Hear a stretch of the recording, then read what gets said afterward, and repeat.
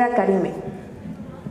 Muchas gracias primero por la invitación, por estar aquí. Estoy muy emocionada de compartir esta charla que comparto con los estudiantes de licenciatura en la carrera de biología y que hoy he traído hasta acá porque creo que es sumamente importante mencionar a las mujeres que han hecho historia. Yo no sé ustedes si tienen formación en ciencias, recuerden si en las clases les hablaban de mujeres científicas. A mí no, en biología no, eran muy pocas las mujeres que mencionaban y viendo el universo tan gigante hemos borrado a muchas de ellas, ¿no? Y bueno, pues esta charla surge precisamente porque en las clases yo les decía, a ver, nombren 3 científicas y les pido que hagan ese ejercicio ahorita como en su mente y seguramente las primeras que se nos vienen a la mente son alguna de estas 4, que son las más conocidas: Rosalind Franklin, Jane Goodall, Lynn Margulis, Marie Curie, que ya hasta hicieron una película, ¿no?, sobre ella, Jane Goodall, que sigue por ahí dando lata, ¿no? Es alguien además que hace como un montón de cosas súper revolucionarias y en cuestiones sociales, ¿no? Y entonces, al ver que en las clases repetidamente solamente eran estos nombres, de hecho, antes de venir a esta charla hice un ejercicio en Instagram y les pregunté que me dijeran que sin buscar en Google cuáles eran los nombres de las científicas que conocían sin mencionar alguna de estas. La primera respuesta que recibí fue: ay, no se vale, me quitaste a las que conozco. Y entonces, pues por eso surge la idea de hacer esta charla. Y una de las mujeres que tenemos, la primera mujer que se menciona en la historia como científica es Merit Platt. Ella pues es del antiguo Egipto y su hijo incluso en algunos escritos que han encontrado la mencionaba como la médica jefe, ¿no? Ella era la mujer que dirigía a un grupo de médicos en esta comunidad y quizá es de la más antigua que tenemos registro. Después de ella hay muchos huecos también en la historia, ¿no?, de mujeres que no hemos encontrado registro, pero después, esto fue en 2700 a.C. y después tenemos a Hipatia de Alejandría, que quizá muchos y muchas de aquí conozcan la historia. Hipatia fue una entusiasta por las ciencias, fue una mujer científica entusiasta por las ciencias, por la astronomía, la física, ¿no? Y pues ella fue brutalmente asesinada por un grupo de personas religiosas, ¿no? Fue un crimen horripilante, fue horrible lo que le hicieron a su cuerpo por el hecho de considerarla como una amenaza porque sabía, ¿no?, porque era una mujer que sabía muchas cosas. Y justo después de Hipatia, que también no tenemos como muy bien registro de más o menos cuándo ella nace, cuándo vive, después de eso tenemos un hueco gigantesco y es que se viene toda esta parte de la conquista religiosa en todo el mundo, ¿no? Y ahí murieron un montón de mujeres que heredaban el conocimiento sobre sus cuerpos, sobre el cuerpo de otras mujeres, sobre la medicina tradicional. Y acá también es un hueco en la historia donde no tenemos nombres, ¿no? No tenemos nombres de mujeres que hayan contribuido a algo porque las mataban. Se tiene registro que al menos 50,000 personas murieron acusadas de brujería, la gran mayoría de ellas fueron mujeres. Y después de esta época espantosa, pues viene la Ilustración. Hasta el siglo XVII empezamos ya a tener registro otra vez de mujeres que hacían contribuciones en la ciencia. Todo esto es un episodio oscuro. No sé si en algún momento podamos recuperar esa información, no sabemos dónde está, no sabemos si existe, pero de que había mujeres que hacían ciencia, pues las había, fueron silenciadas, ¿no? Y hasta el siglo XVII que llega la Ilustración y se empiezan a organizar los hombres en esto que le llamaban grupos de hombres científicos o filósofos de ciencia. Y había muchas mujeres que empezaban a de manera autodidacta acercarse a la ciencia porque ellas no tenían acceso a estos espacios. Y una de las primeras es Mary Somerville, nace en 1780 Y Mary Somerville era una mujer muy adelantada a su época, ¿no? Sabía de matemáticas, de física, hablaba de cosas, incluso teorías, ¿no? Muy robustas. Y entonces al empezar a escribir, pues algunos de los hombres de ciencia, que eran como hoy llamamos aliados, ¿no? Pues la volteaban a ver. Y uno de ellos fue William Whewell, que por cierto esta historia la conocí gracias a Agustín. en un curso de comunicación de la ciencia. Y entonces William dice, necesito que los demás lean lo que está escribiendo ella, es sumamente valioso, y ella ha hecho contribuciones que los compañeros hombres científicos no han realizado hasta ahora. Entonces William, con el tal de incluir a una sola persona, y esto aquí también viene al debate actual sobre el lenguaje inclusivo y que algunos se oponen y no, este es un ejemplo muy bonito de cómo por una sola persona, para incluirla a un núcleo en el que no estaba incluida antes, William Whewell acuña el término scientist para incluir las contribuciones de Mary Somerville a pues las discusiones de hombres de ciencia, porque decía, yo no puedo referirme a ella como un hombre de ciencia cuando pues no es claramente un hombre. Y entonces aquí surge algo bien chido, ¿no? Que también apenas aprendí, es algo que me encanta del feminismo, que es el concepto de separatismo. Las mujeres empiezan a tener estos espacios exclusivos de mujeres porque eran excluidas de los espacios de hombres. Y entonces el separatismo surge como una postura política en el que las mujeres tenían estos espacios en donde discutían las cuestiones científicas que se estaban originando en aquel momento, pero además empezaban a discutir sobre sus derechos. Las mujeres no éramos sujetas de derechos en ningún lugar de este planeta y entonces empiezan a intercambiar ideas.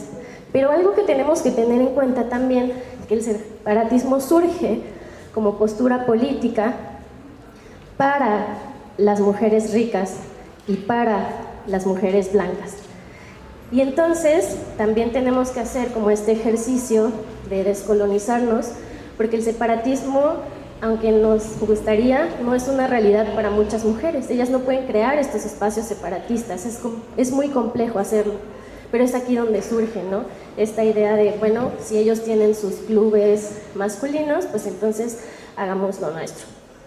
Y en ese sentido, después viene Clemence Roger, que ella abre clases para mujeres, clases de ciencias para mujeres, y entonces ella tenía un curso de más o menos 50, 60 lecturas y tenía un montón de mujeres que estaban interesadas en aprender, pero cuando ella llegaba a hablarles de las contribuciones de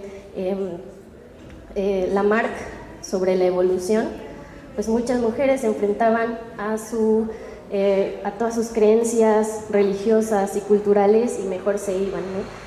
Y los registros dicen que ella se quedaba con las 2 o 3 que quisieran seguir, ¿no?, aprendiendo de ciencia, pero ella seguía dando estas clases, ella es la primera persona que comunica la ciencia de manera pública. Entonces eso también le debemos a las mujeres, el hecho de comunicar la ciencia, de arrebatarle la ciencia a unos cuantos y compartirla con el resto. Y ella, además, ¿no?, fue muy osada, fue muy rebelde, porque ella traduce el origen de las especies al francés y se toma la molestia. Primero era súper antirreligión, ¿no? Y hace un prólogo de como 60 páginas criticando a Darwin. Entonces, pues todo el mundo, como esta expresión me encanta, ¿no?, se paró de pestañas y decían, ¿cómo puede ser que estés contradiciendo a Darwin? Y ella lo hizo. Y además de una manera muy diplomática y con la postura feminista también bien arraigada, ¿no? Y Clemence también participa en algunas gacetas ya de información como tal feministas, y pues lo que hacen es empezar a criticarla por su aspecto, ¿no? Decían que parecía macho, que decían que por criticar a Darwin vean cómo se viste, ¿no?, con razón. Y entonces ella tiene una frase bien bonita que dice, solo los profesores machos tienen derecho a ser feos o a tener una voz chillona. Solo ellos tienen licencia para vestir como les place, traje, chaqueta, pantalón, mientras que siempre les llamará la atención más la forma o la tela de un vestido femenino que la verdad de su discurso. Porque todas las críticas eran sobre su aspecto físico, ¿no? Entonces, pues la verdad que una mujer hiciera esas declaraciones públicas en ese momento era algo, las llamaban rebeldes, ¿no? Porque eran rebeldes. Y entonces, ella también participa en la primera Gaceta Feminista, donde empiezan a hablar no solamente de ciencia, sino también empiezan a hablar de los derechos de las mujeres. Sobre todo la primera ola feminista, que es la ola de las sufragistas, ¿no? Todas estas que les voy a mostrar, en su gran mayoría también han hecho activismo por los derechos de las mujeres. Después viene Antoinette Brown Blackwell, que ella sí desafía, ¿no? Por ahí escuchaba que alguno de mis maestros decía al jefe de jefes para los biólogos, o sea, Darwin.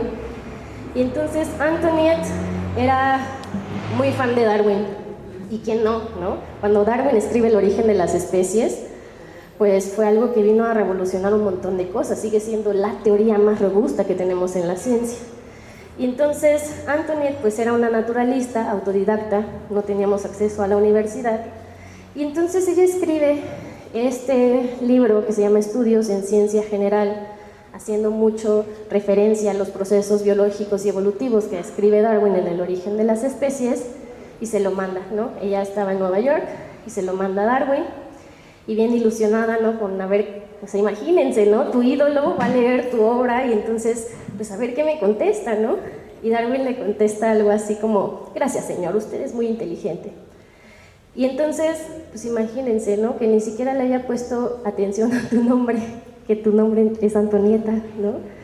Y entonces fue como, ok, ¿no? O sea, imagínense la reacción de Antoinette, fue como, cuando leyó la carta de regreso fue como, ok. Y algunos registros dicen que dijo como si no hubiera pasado nada, lo dejó pasar. Dijo, bueno, mínimo dice que digo cosas importantes, y pasó tiempo, ¿no? Pasaron algunos años, y después Darwin publica La evolución del hombre.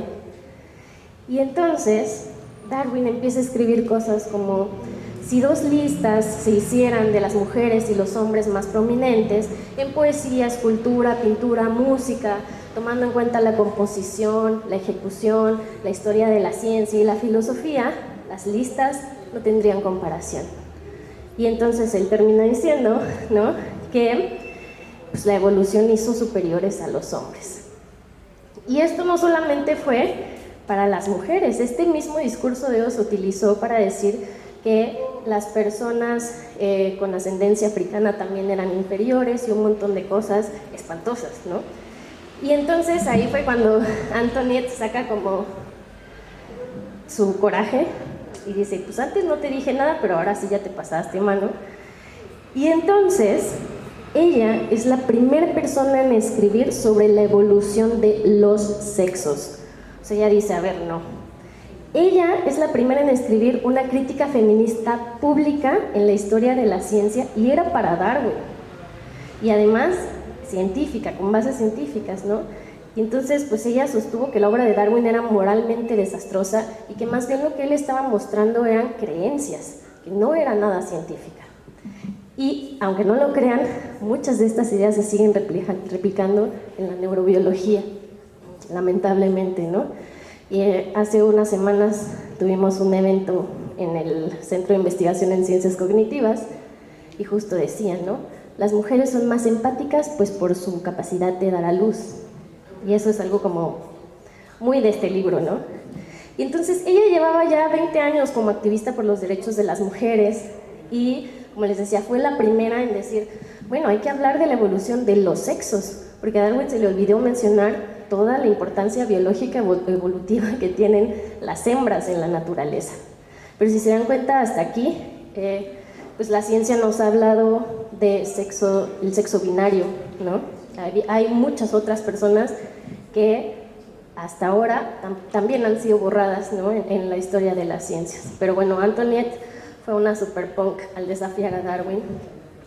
Y ella también menciona algo bien interesante que en la Asociación de Científicas Mexicanas lo traemos casi que como una bandera, porque ella decía, los hombres, en virtud de ser hombres, estaban sesgados al igual que sus teorías científicas, y si las mujeres, como ella, tenían poca formación científica, pues que así fuera, no teníamos de otra. Solo una mujer puede abordar el tema desde un punto de vista femenino y no hay nadie más que principiante entre nosotros en esta clase de investigaciones.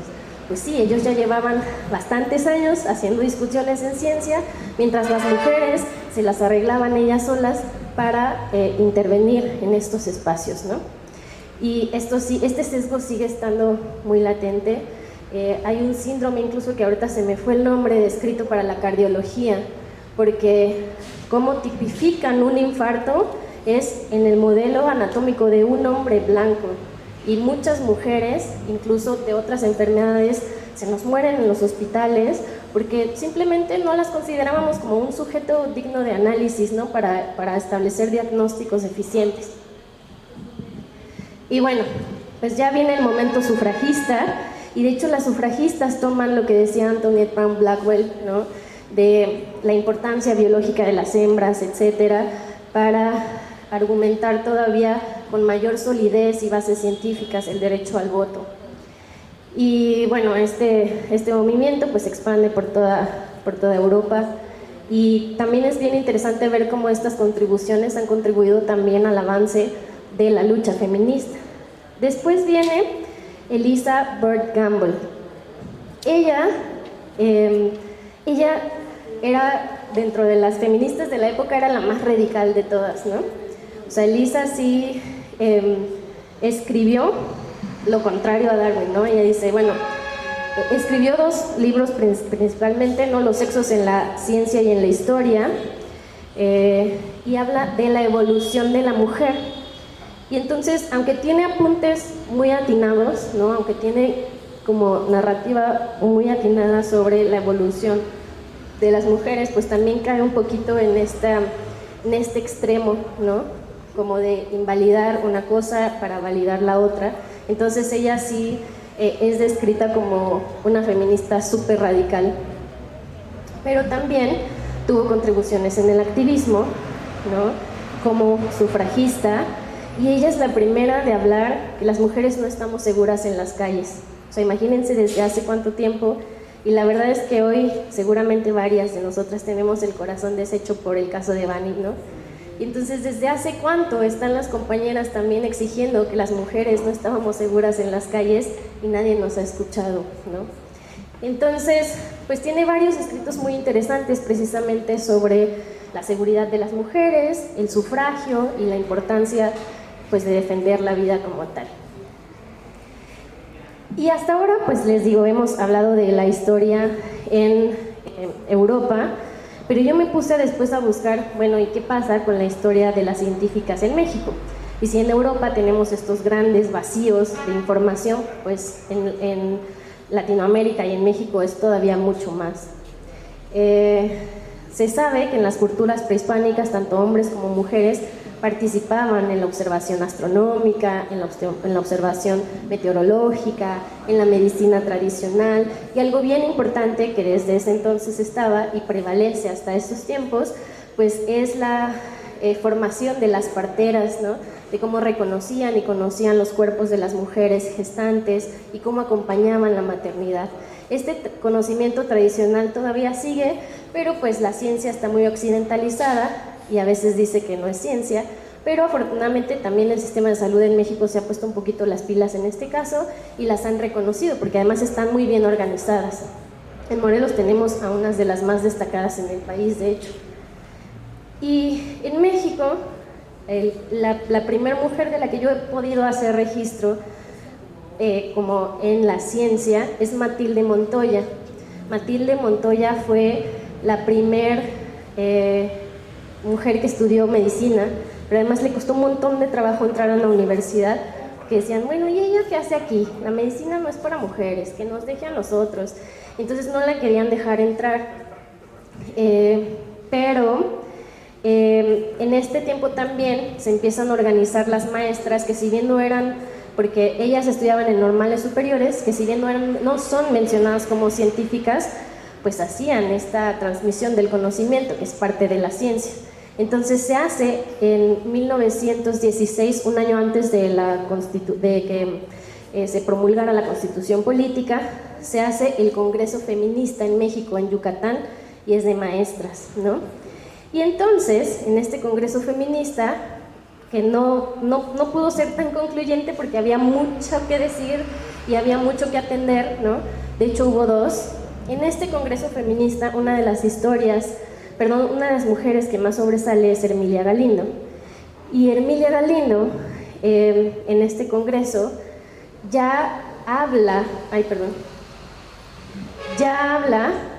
bueno, una de las cosas que sí se pusieron de acuerdo todas es que teníamos que tener derecho al divorcio y que tenía que haber en las escuelas educación sexual y que en las escuelas debería enseñarse el cuerpo de las mujeres, porque solamente enseñaban el cuerpo de los hombres. Entonces, en eso sí se pusieron de acuerdo. Lo del matrimonio, medio que sí, medio que no, porque también, pues, imagínense también toda la cuestión cultural e histórica que traían las mujeres tan arraigada, pues unas eran las radicales, las que sí querían el derecho al divorcio, y las otras las más conservadoras que decían, no, pues yo sí quiero seguir siendo, pues, la mujer de, ¿no?, Emiliano de la Vega, ¿no? Bien Televisa. Entonces, pues ahí no se pusieron muy bien de acuerdo, hubo un segundo congreso y Hermilia Galindo también, al hablar de la educación sexual en las escuelas, Hermilia Galindo también desde ese momento menciona la cuestión de la elección, de la maternidad deseada. O sea, tenemos siglos pidiendo que se nos reconozca este derecho y nos dicen que somos bien exageradas, ¿no? Ahorita que lo queremos exigir, que ya lo queremos arrebatar, todavía siguen desestimando esto. Desde época revolucionaria, ¿no?, lo estamos solicitando. Y entonces, pues, Hermilia Galindo fue la que en este congreso lo menciona. Y después de ahí ya no encuentro yo registros de mujeres científicas. Me hace falta también como meterme a más documentos, que sería una chambotota gigantesca. Pero después tenemos a Elia Bravo. Elia Bravo fue la primera bióloga mexicana que además hizo contribuciones muy importantes. Ella anduvo por aquí en el estado de Morelos y casi en todo México, catalogando las cactáceas del país. Elia Bravo, incluso el Jardín Botánico de la UNAM lleva su nombre. Y Elia Bravo, pues, para mí es una superheroína, porque también, imagínense, para la época, una mujer salir al campo y todos los peligros que eso representa, creo que ahora más, pero en ese momento también, y todos, pues también los estereotipos y sesgos de género que había sobre el rol de la mujer en aquel momento, pues Elia Bravo fue una de las pioneras en cuestiones científicas y la biología sobre todo. Después viene María Agustina Batalla Cepeda, que ella también fue egresada de alguna de las normales, no encontré esa información. Ella era maestra, pero es la primera mujer que tuvo un doctorado, la primera mujer que obtuvo un grado de doctorado en el país. Pero fíjense, ¿no? 1913, ¿cuántos siglos de desventaja teníamos con las compañeras que empezaron toda esta revolución feminista científica en Europa? Tenemos mucho tiempo de rezago y también, insisto, hay muchas mujeres de las que no se tienen registro. Entonces, María Agustina Cepeda fue la primera mujer en obtener un doctorado en la UNAM y también era bióloga, ¿no? También lo hizo en ciencias biológicas. Y después pues viene Alejandra Haidar Matalobos, ¿no? Que ella además habla de la importancia de comunicar la ciencia. Ella era física y es la que dice, pues necesitamos primero traducir todo lo que hay, porque la mayoría está en inglés y para que podamos tener acceso todos y todas, necesitamos traducirlo. Y entonces, pues ella habla de la importancia de comunicar la ciencia. Y esto también, pues es un llamado de atención a todos los sistemas de becas, de cómo catalogan la comunicación de la ciencia, ¿no? En el puntaje, la comunicación de la ciencia sigue siendo, la última vez que revisé el reglamento, como de las actividades que menos puntos dan. Y entonces eso también nos mete a este sistema voraz y capitalista científico de producir conocimiento científico, pero ¿para qué, no? Y pues hay que recordar a todas estas mujeres que lo que hacen es precisamente arrebatar ese conocimiento científico y pues compartirlo con las personas que no son tan cercanas a la ciencia.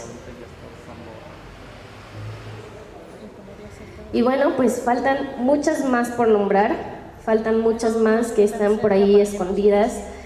Con algunas compañeras del posgrado hemos tratado de ver cuáles serían nuestras fuentes para seguir encontrando más de estas mujeres, pero pues sería hacer otro doctorado prácticamente solamente para hacer esta revisión. Entonces pues faltan muchísimas más por nombrar, faltan muchas contemporáneas. De hecho en la portada estaba la doctora, la voy a regresar para que la puedan ver.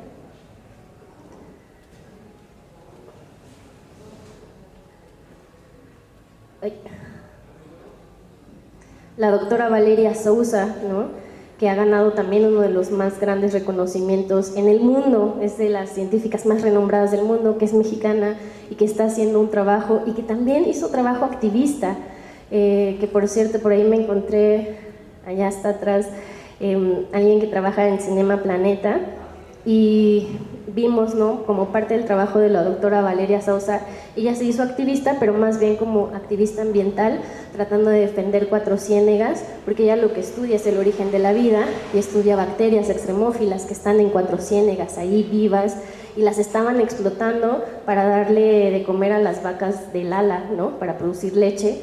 Y entonces ella se aventó una actividad impresionante de educación ambiental, de concientización y bla, bla, bla. Y lo más chistoso es que justo en Cinema Planeta vinieron a presentar un documental donde ya hablaban que ya yo la conocí en la carrera, ella fue a dar una charla y hablaban de que ya se estaba haciendo educación ambiental y bla, bla, bla. Entonces me acerqué al productor y le dije, oye, ¿cómo lo hicieron? ¿No? Porque hasta donde yo sé, pues eran muy renuentes en escuchar a la doctora Valeria.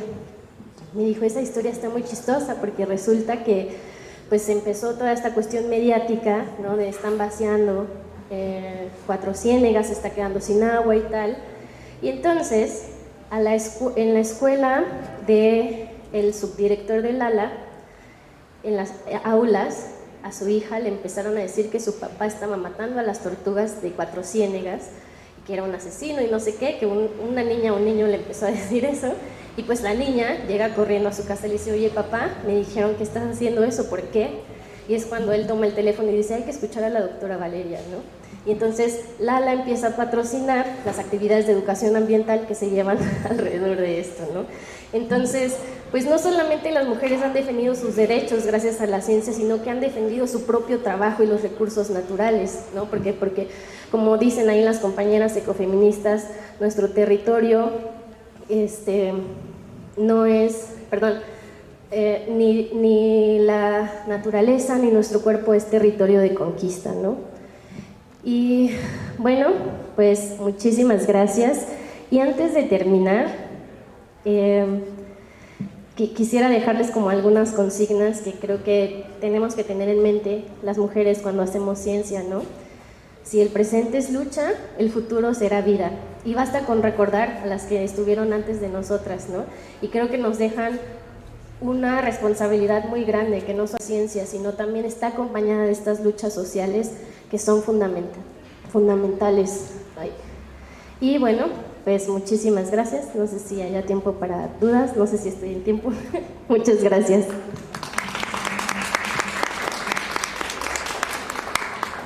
Muchas gracias a ti, Karime, por compartir con nuestra audiencia pues tan importante y significativa charla. Muchas gracias. ¿Alguien de nuestra audiencia que quiera hacer una pregunta o algún comentario? Sí, pues excelente exposición. Y sí, yo creo que lo que acabas de mencionar, hay muchas científicas mexicanas y en la UAM tenemos, ¿no? Que yo hubiera querido que mencionaras a la doctora Tere Llurén, por ejemplo, a la doctora María Luisa Villarreal, en la UNAM, que en paz descanse la doctora Lirian Han González o González Han, no recuerdo bien el apellido, una excelente bióloga que hacía taxonomía de plantas. Y así, si hacemos un recorrido en todas las universidades del país, hay excelentes científicas que han contribuido al desarrollo de nuestro país, ¿no? Entonces, como dices, bueno, falta pues esa tarea, y yo creo que una forma, a lo mejor no sean activistas, pero sí han contribuido excelentemente al desarrollo del país. Muchas gracias. Gracias, doctor. Pues yo creo que hacer ciencia también es hacer activismo, hacer ciencia como mujeres, hacer activismo. Y sí, en la UAM tenemos un montón. El caso más cercano que tengo, porque fue mi maestra, es la doctora Dulce María Arias, que tengo entendido que ella fue la primera persona en ser contratada como profesora investigadora en la UNAM, según lo que ella me ha comentado. Y también ella fue la primera mujer mexicana en publicar en una de las revistas científicas de más alto impacto en el mundo, que es la revista Science, ¿no? Con su tesis de doctorado. Entonces, pues hay un montón de mujeres. Ojalá que en la UAM hagamos algo, ¿no? Para mencionarlas, para reconocerlas y nombrarlas. Creo que sería fantástico. ¿Alguien más que desee participar?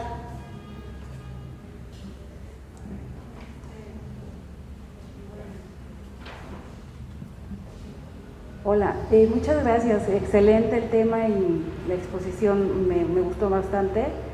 Y bueno, yo a veces he trabajado un poco el tema del lenguaje incluyente. ¿Nos podrías decir algo más, alguna cosa? Obviamente, en el contexto de que pronto amigos o algo así, unos lingüistas y me dicen, nosotros estamos en desacuerdo, y me interesan también esos puntos de vista para darles la vuelta, ¿no? Para contestar algo así. Muchas gracias. Gracias. Pues fíjate que en estos días he hecho tanto una reflexión personal como con compañeras del podcast de Científicas Mexicanas y con otras amigas sobre cómo la ciencia no solamente nos ha borrado a las mujeres, sino que también ha borrado a la diversidad, ¿no? Porque desde cómo comprendemos la ciencia, por ejemplo, el sexo, que decían que es binario, ahora la biología sabemos que el sexo no es binario, que hay más sexos, que machos y hembras en la naturaleza. Y cuando se empezó a ver esto, pues decían, son síndromes, ¿no? Son síndromes, son cosas raras, pero no, es parte de la diversidad. Y de hecho sobre el lenguaje inclusivo, pues está este ejemplo, ¿no? O sea, se hizo una palabra para incluir a una sola persona. Y además el lenguaje, como nosotros, evoluciona, como las especies cambian. El lenguaje no puede ser estático.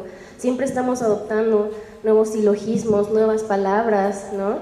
El único ejemplo que se me viene a la mente ahorita fue la palabra selfie en inglés, ¿no? Que hasta recibió un premio como la palabra del año, porque empezaban a hablar de los autorretratos con teléfono celular, y entonces esa palabra ahora la utilizamos hasta en español. Entonces el lenguaje cambia, el lenguaje se transforma, y en este sentido sobre diversidad, ¿no? Si el sexo no es binario, mucho menos las construcciones de sexualidad, ¿no? Mucho menos la neurodiversidad, que también ese es otro tema, y que les invito a escuchar nuestro último capítulo del podcast de Científicas Mexicanas, donde hablamos del espectro autista, y justo la invitada nos dice que pues se había rechazado todo ese espectro que existe, ¿no? O sea, que es una graduación. Entonces yo no sé en qué momento decidimos hacerle caso a un grupo de hombres, ¿no? Blancos, que nos dijeron, esto es lo normal y lo demás no es lo normal. Y así se ha hecho la ciencia, con estos sesgos gigantescos, y la lingüística, y las construcciones culturales y las mismas leyes, ¿no? Han dejado de nombrar o han dejado de reconocer que existe esa gran diversidad.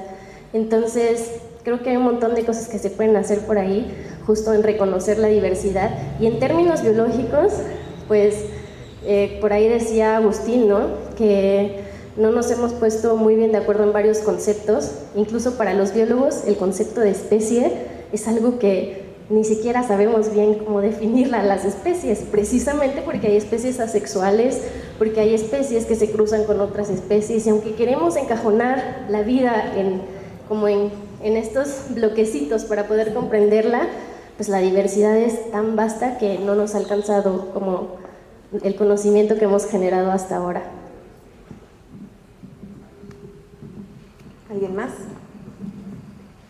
Bueno, Karime, queremos entregarte un pequeño presente a nombre del Centro Regional de Investigaciones Multidisciplinarias por tu valiosa participación. Muchas gracias.